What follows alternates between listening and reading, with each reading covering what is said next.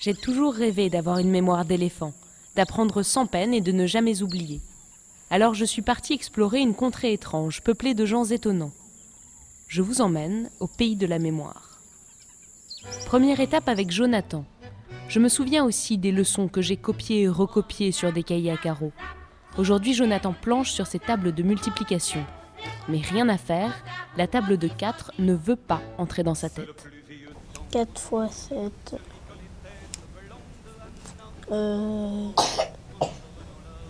23. 21. Non, ça c'est 3 fois 7. Alors c'est 24. 4 fois 8. 16.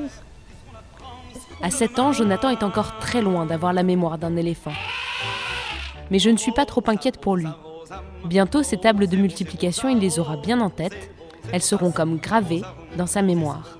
À la condition de savoir apprendre, toute personne, quel que soit son âge, quel que soit son parcours pédagogique, modeste ou plus important, est capable de mémoriser à 100%. On peut maintenant demander à quelqu'un d'apprendre quelque chose, par exemple un poème, et lorsque vous replacez la personne sous caméra, eh bien vous allez pouvoir tout à fait visualiser là où a été stocké le poème.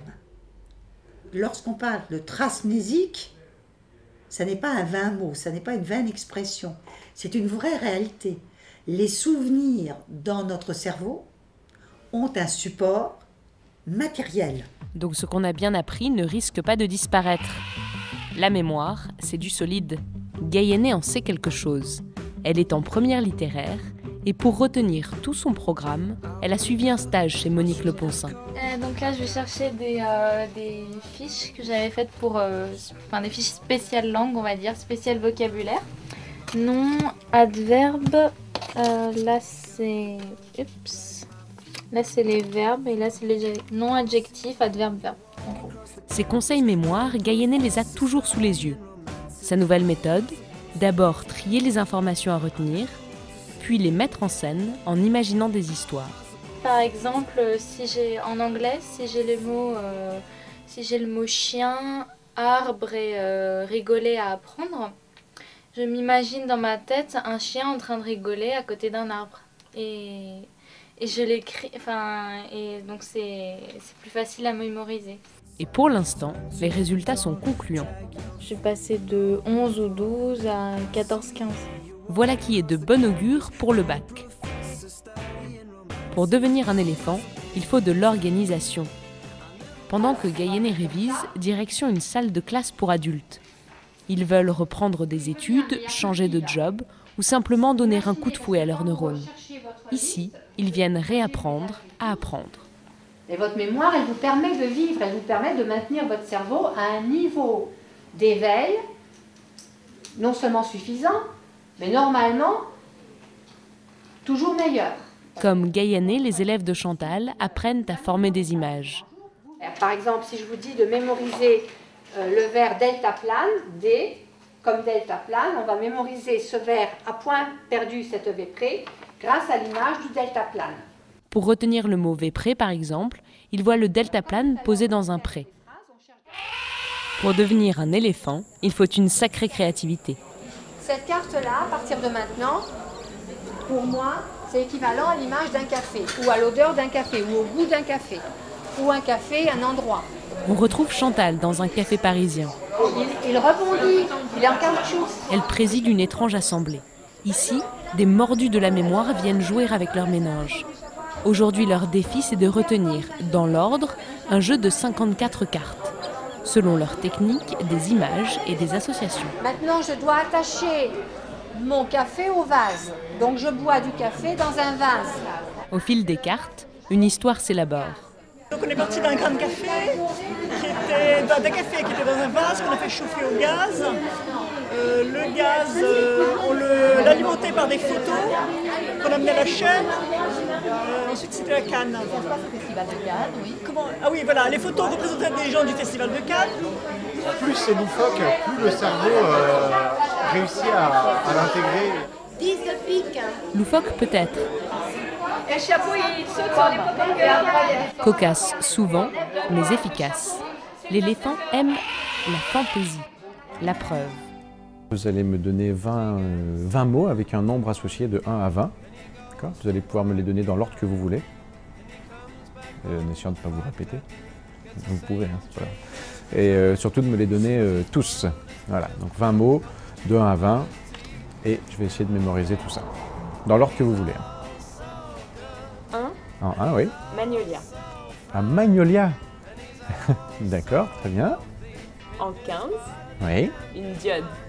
Une diode. En 15, une diode. D'accord. En 10. 10, oui. Un casque. Un casque. Un par un et dans le désordre, je donne à Benoît mes 20 mots. Benoît est magicien, mnémotechnicien précisément. Faire marcher sa mémoire, c'est sa spécialité. Il paraît qu'il apprend plus vite que son ombre, c'est ce que je viens vérifier. Voilà, je crois que j'arrive au bout de ma liste. Non, vous m'avez pas donné le 13. Non, effectivement, une université. Voilà, il faut être attentif. Hein. En 13, une université. D'accord. En 13, une université. Et maintenant, place au test de l'éléphant. 14. 14. En 14, nous avons une loutre. C'est exact, vous pouvez le rayer, comme ça on ne va pas repasser 2 fois par les mêmes. Un nombre entre 1 et 20. Le 6. En 6, nous avons un citron. Un autre nombre entre 1 et 20. Le 4. Le 4, en 4, nous avons caoutchouc. En 20, nous avons du basilic. En 19, un gravillon, vous avez bien précisé. En 18, de la farine. En 17, nous avons tétanille. En 16, un parc. En 15, vous avez placé une diode. Le 14, on vient de le faire. En 13, une université. En 12, une bûche. En 11, vous avez placé condiment. En 10, un casque. En 1, un magnolia. En 2, une quille. En 3, une tourelle. En 4, on l'a déjà dit. En 5, une lentille. En 7, un bouton de chemise, avez-vous précisé. En 8, du wasabi. En 9, une tortue. Dans ce tour, il n'y a ni trucage, ni magie. Pour les retenir, Benoît a associé mes mots à ses images mentales à lui. Explication pour mon numéro 14, la loutre. Alors, vous savez qu'en 14, j'ai une tour, la tour Montparnasse, d'accord ? Donc, visuellement, une loutre, pour moi, c'est pas commode. Donc là, j'ai utilisé 2 images. J'ai un castor qui, avec sa queue, écrase la tour Montparnasse. D'accord ? Donc, un énorme castor qui écrase la tour Montparnasse, c'est une image marquante, donc on va s'en souvenir. En revanche, ce n'est pas un castor que vous m'avez demandé de mémoriser. Donc en fait, en écrasant la tour Montparnasse, les gravats s'accumulent pour former une outre. Okay. Comme une jarre. En fait, j'ai visualisé une jarre parce qu'une outre, bon, pour moi, c'est une jarre. Et ces 2 images-là font que je sais que je recherche un animal qui ressemble à une jarre. Et du coup, je pars sur outre, et de outre, j'ai loutre. Voilà. Le castor, la jarre, la loutre, pour moi c'est incompréhensible, mais c'est comme ça que ça marche. Impressionnant, Benoît. Mais il existe encore beaucoup plus impressionnant. Je file vers Erfurt, en Allemagne, entre Francfort et Berlin. Je vais rencontrer un champion de la mémoire. Lui peut retenir des listes de centaines, voire de milliers de mots ou de chiffres. Il s'appelle Gunther Karsten. Dans la vie normale, il est prof de chimie. So that is my special room, which is really only for memory or for mental fitness. Et son cerveau, Gunther, l'a entraîné jusqu'à être le meilleur du monde. C'était en 2007 au Bahreïn. Mais comment s'y prend-il au juste pour développer sa mémoire? Phase, pour, rock, Schere. This is a 10 and that is a cup of tea.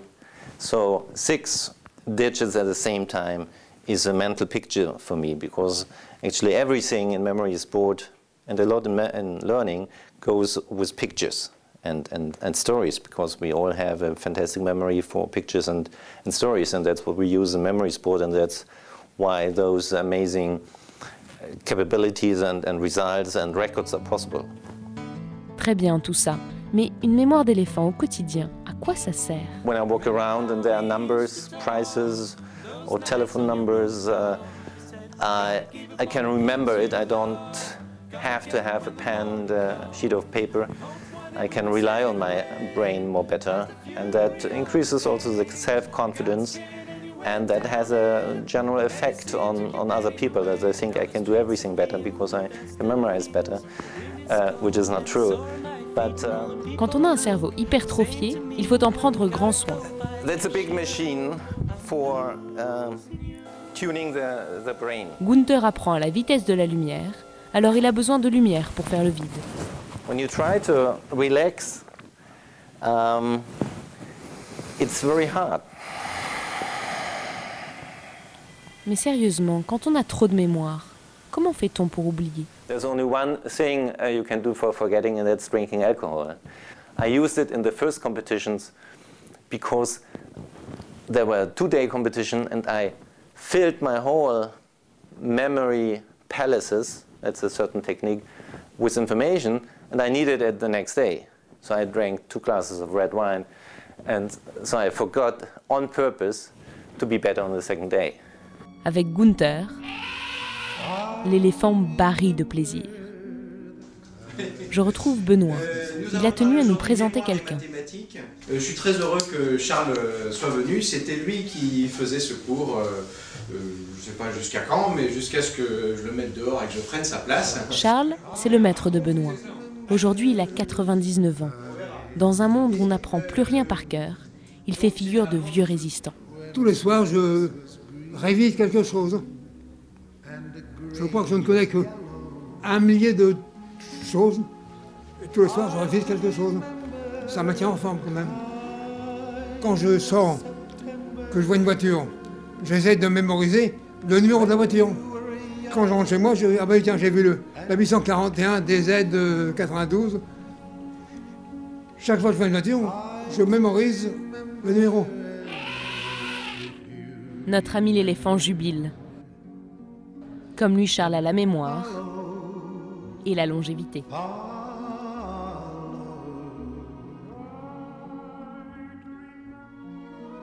Try to remember when life was so tender.